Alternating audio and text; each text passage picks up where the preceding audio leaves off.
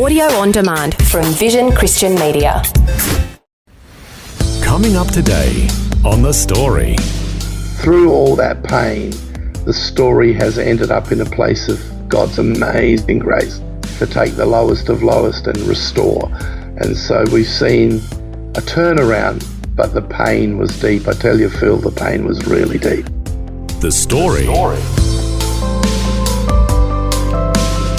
G'day, I'm Jimmy Colfax. Welcome to The Story. Well, Pastor Danny Guglielmucci is the founder of Edge Church International, with campuses in Australia and overseas. As we'll hear, Danny has gone through many trials in his life, and his faith has played a pivotal role in helping him deal with the challenges he's faced. We'll find out how these traumatic experiences have shaped him as he shares his life journey. Danny Guglielmucci is chatting with the CEO of Vision Christian Media, Phil Edwards. Let's start at the beginning. Where were you born, Pastor Danny? Yes, my parents were born in Italy, but they moved to South America, to Montevideo, Uruguay, to be missionaries and also to work. They were looking for work in southern Italy. They lived on a farm. There wasn't enough income after the Second World War. They were struggling. And so they moved to South America, where there was some church planting going on, and they wanted to be involved in that. And so I was born while they spent about a 6-year period of time in South America, and I was born during that time in 1956. Yeah. Okay, so in Uruguay? Yeah, Montevideo, Uruguay. Okay. Yeah. Interesting. I'm sure that must be confusing for people when they hear your surname, very Italian. Yes. And so there was a lot of Italians that had migrated from Italy to South America for work, and they wanted to start a bilingual group of churches with Italian people that had migrated, but also reaching the Spanish community. And so one of my uncles started a church and ended up building 22 more churches across South America. Oh, wow. Did an amazing work. But my dad felt the call, and my mum to move to Australia. And so at the age of 4, we arrived in Australia. I was only 4 years old and been in Australia ever since. But born to Italian parents that continually spoke Italian. So I'm really Italian, but just was born in South America. Yeah. Okay. Well, I guess that means you're expressive with your hands as well, because the Italians like to do that. And it sounds to me like there's a really strong Christian heritage in your family. Do you know how far that goes back? Yes. My grandfather became a believer just after the Second World War, where some missionaries came through southern Italy. They were in a town called Benevento, just near Naples, and a whole village, there was a revival that touched a whole village, that people came to faith and were filled with God's Spirit, and it was just an amazing supernatural work. My grandfather, as a young man, married man with kids, came to faith. Then my parents came to faith. Obviously, I'm in faith, my children and my grandchildren. So we're looking at about 5 generations. Yeah, wow. That's amazing. Yeah. So you come to Australia, 4 years of age. Do you remember anything of those early years? And did you land in Adelaide or somewhere else? Yes. We in those days, we came out on a boat where it took a month to get to Fremantle from Italy, and then we sailed to Melbourne, and from Melbourne to Adelaide on the overland train. Right. Because my dad had relatives in Adelaide, and it's a bit like you could call your relatives over. If you had relatives already in Australia, they could call their family over through migration. My dad had a brother here, and so we ended up in Adelaide, and most of that town in Italy migrated to Adelaide. So Adelaide's got quite a strong Italian community. Yeah. And those early years for you, what was it like? Because you're landing in a completely different culture, and there's a mix of cultures here. You've got the Italian heritage, born into a South American culture, and then you arrive in Australia. Was it all just a big adventure, or were there challenging times for you? For me, it was traumatic because my parents were young enough to pick up the Spanish language fairly quickly when they were in South America. And so my first 4 years of my life, I only spoke and understood Spanish. When we arrived in Australia, my parents couldn't speak English. So they reverted back to Italian with all their family, and I didn't know Italian and I didn't know English. So my first day at school, I kicked the teacher, I screamed, I was in a bit of a mess, and they had to take me out of school until I was ready to be able to integrate into the school system. So it was pretty traumatic in those days, but because my parents only spoke to me in Italian and South American, but I'm going to school and it's only English, and so I'm not quite sure how long it took. Obviously, we got there, but it was very tough, very, very tough. Yeah, I can imagine. Just reflect a little on those teenage years when you moved on, say, let's go 10 years forward to when you're 14. What did life look like for you? Yeah, I think for me, I wasn't proud of my culture that I'd been raised in because I felt like a stranger in the land. And so my mum would cook pasta and cook, beautiful Italian food, and I wouldn't eat it. I'd go to the corner store and buy a Balfour's pie or a meat pie and an Australian meat pie because I wanted to be Aussie. My mum would make those thick Italian sandwiches that today we buy in cafes and call it focaccia, and I'd take it to school and you could smell the garlic and the kids would make fun of you, and I just felt for many years in my teen years that I didn't belong anywhere. I felt this sense of I'm being made fun of for being a European. I wanted to be like the Aussies, but my parents didn't want me to be like that, and so I felt for many years that wherever I was, I didn't fit. Yeah. And that's why having an encounter with Christ at such a young age was the most helpful thing in my life, because without that, I don't know where I would have landed. Well, let's go there. How old were you and what happened that you had that encounter? I was about 11 years old, where I used to have to go everywhere my parents would take me. My dad pioneered a church in Adelaide, and he was a pastor, and they had prayer meetings on Saturday night, and we would go to the church, and I was just a kid, and one particular night in one of the prayer meetings, I was just drawing pictures on a piece of paper. I was bored. I didn't want to be there. And then there was just an instant where I literally felt overpowered by God's love and felt the sense that God was present, and I felt that he was interested in me. And I remember just breaking down and crying, and my mum told me that I cried myself to sleep that night, and I ended up worshipping God and singing in my bedroom. And I really would say that was my moment of conversion without even realizing it. And from then on, I became so God conscious that I started to want to do God's things rather than run with my secular mates that were trying to pull me into their way of life, That's fascinating. So you're bored, scribbling on paper, and you have an encounter with God. Yeah, amazing. How do you explain that?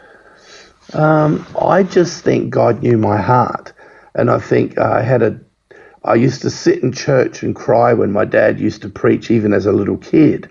At the age of 10, age of 9, there was always a drawing. There was something that on the inside I felt that the whole God story was real, and yet I also wanted to fit in. So I was the best bad joke teller at school. I compromised what I was hearing at church because I wanted to fit in with my non-Christian mates. And I was raised in a very traditional religious home where there wasn't any celebration of Christmas or Easter. It was quite what we would today call a legalistic expression of the Bible. And so it was rules and regulations. And so in order to fit in at school, I would lie. And I would say, I got this present for Christmas when I really didn't. I learnt to lie to fit in. And so I had this sort of dual life. I was at school trying to fit in, and then when I was at church, I was warm towards the things of God. And I think God just knew my heart and just touched me at that time. And then from then on, I was able to connect with a Christian school group at lunchtime that used to meet at the school. And I started to go to that. And because I was a bit musical and I could play the guitar, they asked me to play for the choruses at the Inter-School Christian Fellowship, and started to find a connection with some Christian young people. and my life then started to go down that trajectory. Yeah. You're one of many I've heard talk about ISCF. Yes, yes. And in fact, even myself at school, there was an ISCF group. We had another thing called FISH, Fellowship in School Hours. Yes. So anybody who's been part of that, be encouraged that you've planted good seeds into the lives of people like myself and Pastor Danny over the years. But I'm guessing that took you on a different trajectory because here you are today. You had been in ministry for many years. You founded a church yourself and many other things where God has used you. How did that play out for you in the teen and say early 20 years when you're trying to figure out your direction? Yeah. So at the age of 16, I met some Christian young men from what today would be called Futures Church. It was Paradise Assembly of God Church back in Adelaide. And they had a singing group and I played guitar. And so I joined that group. They invited me to join the group. And so I joined a gospel singing group. And in that, I ended up going to what was then the Paradise Assembly of God Church, where I actually walked into a time in history where there was quite a move amongst teenagers, young people. There was a refreshing sense of live Christianity. And I found I came into this environment that I felt, this is me. This is where I fit. And so in that environment, the beautiful pressure, the positive peer pressure of being in that environment just drew me closer and closer to Jesus. And through that ministry, I then became involved in the youth group, later got married to a young lady in that church, and then we opened our home to have young people come and what we would call today like a home group, and that took off. We ended up having over 200 young people in a 12-month period come through our home. They didn't all come at once. They came through our home, and we started other connect groups where Four Corners in Adelaide, in the ABC Four Corners program, came to Adelaide one time to film on why young people were turning away from what the world had to offer and what they called turn to religion. And so there was something of a call of God working on our lives even way back then that just kept evolving and evolving. Later I became a youth pastor in that church, and the rest is history. Yeah.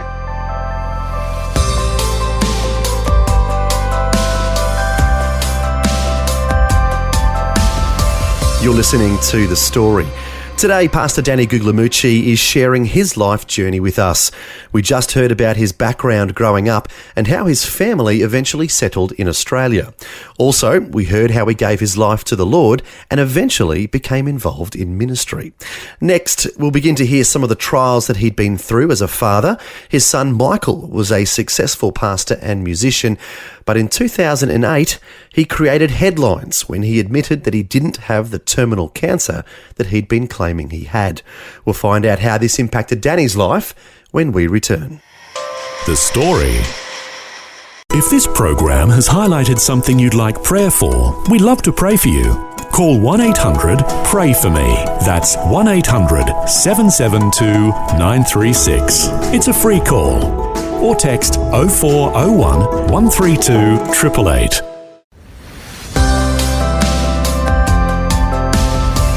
Hi, I'm Jimmy Colfax and this is The Story. We're back with more of Phil Edwards chatting with Pastor Danny Guglielmucci, the founder of Edge Church International. Before the break, we heard how Danny and his Italian family migrated to Australia and how he went on to become a pastor. Next, we'll hear about an extremely painful period in his life involving his son Michael. You mentioned a young lady who you would go on to marry. Her name is Sharon, as I understand, and you're celebrating a little milestone this year. Yes, this year will be 50 years married. Oh, congratulations. I said to a church the other day that for our 50th anniversary, I'm taking her to Italy, but for our 55th, I'm going to go and get her back. And so everybody thought that was quite funny. Everybody but her? Yeah, I got booed. That's very funny. So, together you've produced 3 children, 7 grandchildren, but it's been a pretty rocky road at times, hasn't it, for you and Sharon? Yes, it has. Yes.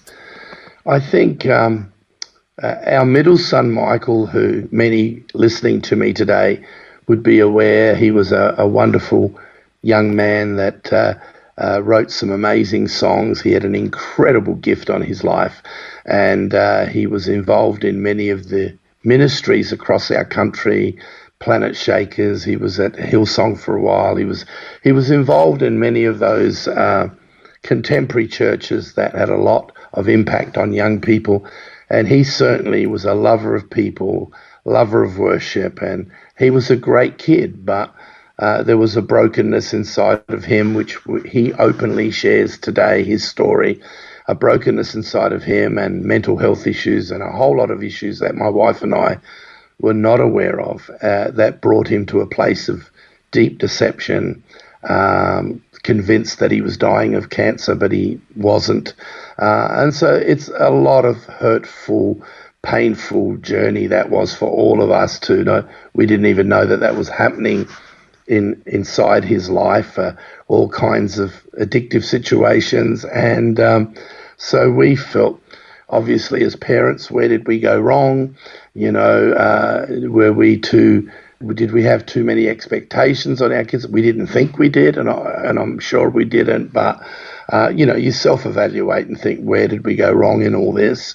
And he went on a 10-year journey that broke our hearts and broke his heart, and we never thought we would end up in a place like that. But I can honestly say to everybody listening today that he took deep ownership of all that brokenness, went and got help, and over a 10-year period of restoration, today that young man is running a charity in Adelaide, feeding the poor in our city, lives totally by faith, kept his marriage, his wife has 3 children, and they prepare over 7,000 meals a week.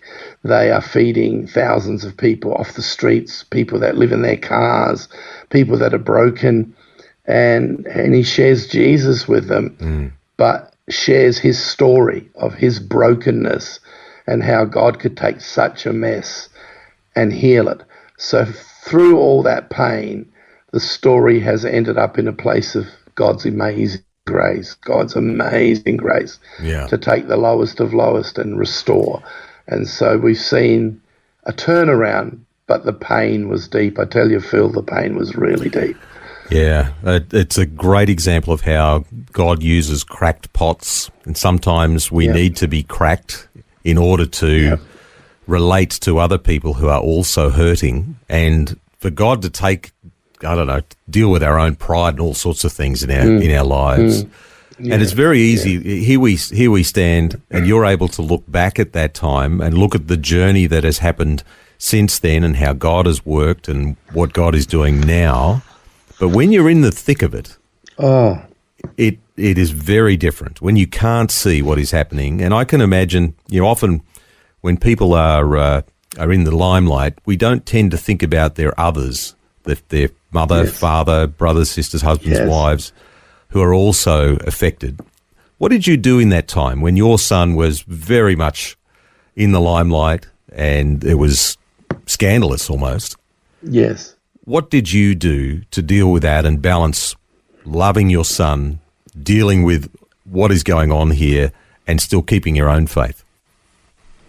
Yeah, it was a huge challenge, and without in any way being critical in this statement, but some of our strongest letters of anger towards us came from other Christians, and came from people in the family of faith, because they felt that there'd been some behavior that we'd covered up or whatever.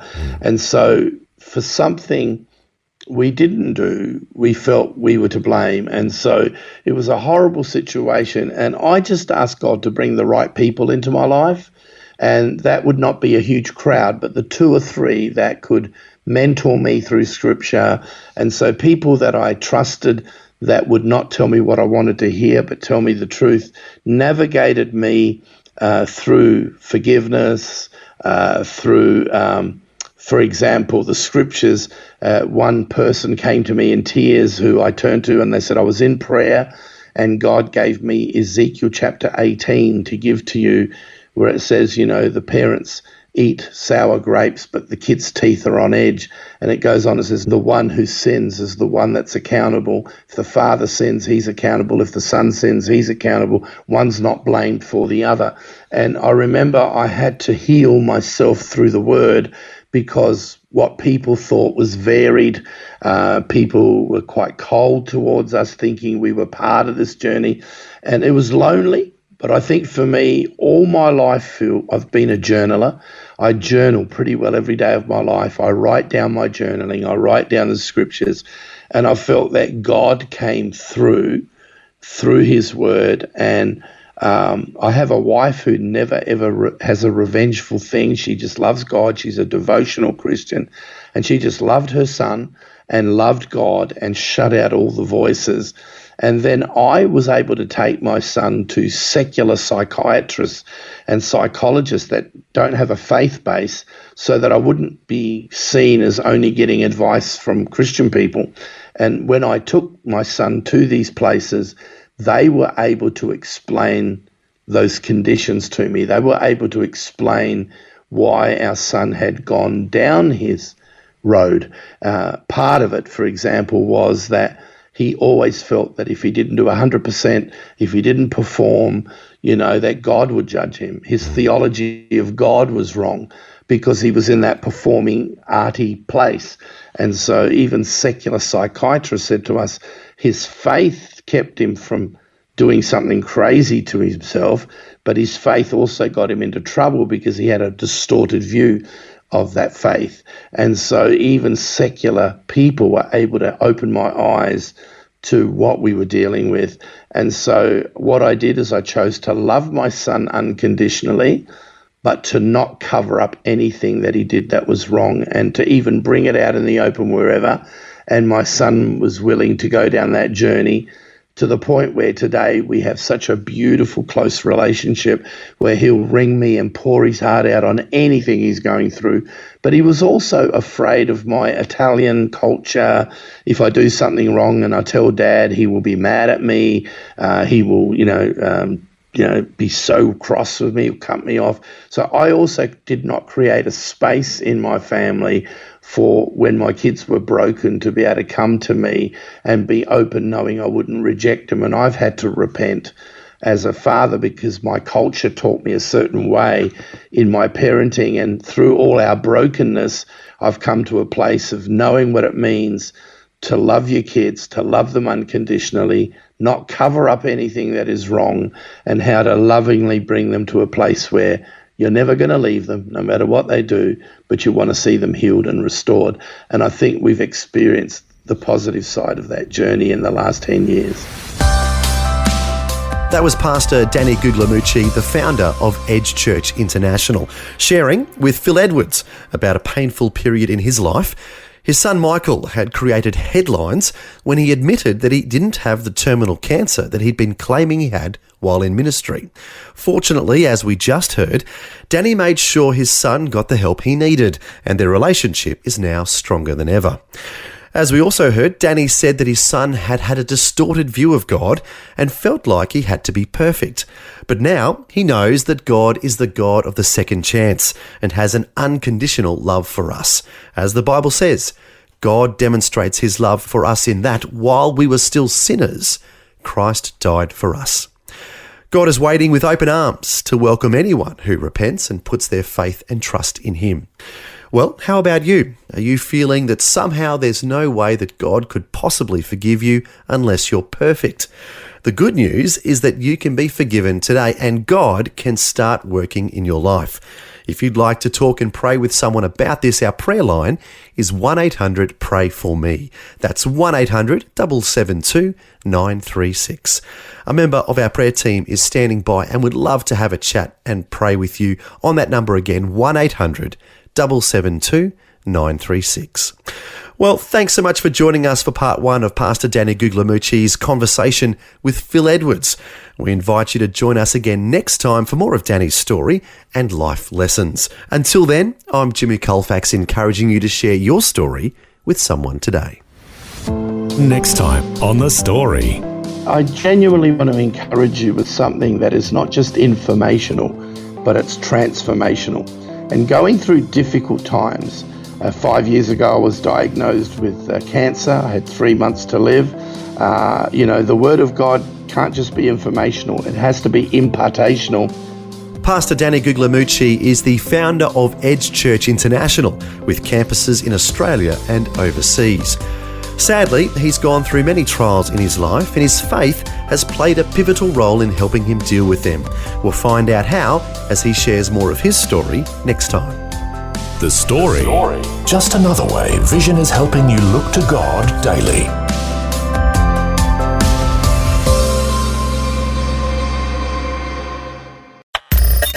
Thanks for taking time to listen to this audio on demand from Vision Christian Media. To find out more about us, go to vision.org.au.